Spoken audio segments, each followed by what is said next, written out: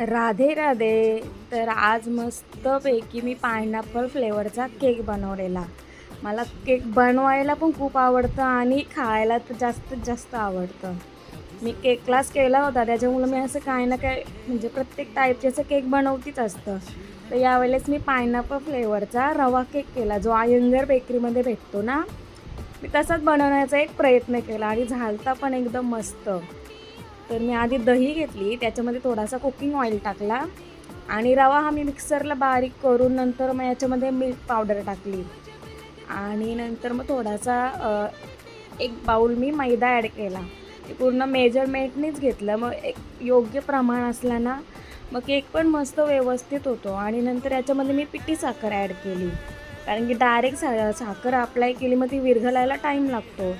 याच्यामध्ये मी दूध ॲड केला, जेणेकरून पूर्ण बॅटर हा रेडी व्हावा. मी थोडा वेळ असं त्याला फुगत ठेवला आणि नंतर याच्यामध्ये मी फूड कलर टाकला, कारण की माझ्याकडे लिक्विड कलर नव्हता.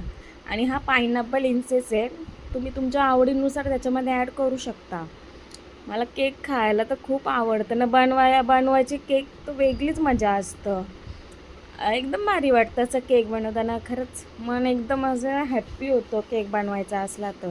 केक माझा हा पूर्ण आवडीचा विषय आहे. तर मी केक टॅन घेतला आणि त्याच्यामध्ये पूर्ण तेल ग्रीस केला आणि जो बॅटर मी 15-20 मिनटं फुगून घेतला, त्याला परत एकदा मिक्स केला मिक्सरच्या सहाय्याने. आणि मग तो बॅटर मी त्या केक टॅनमध्ये ॲड केला.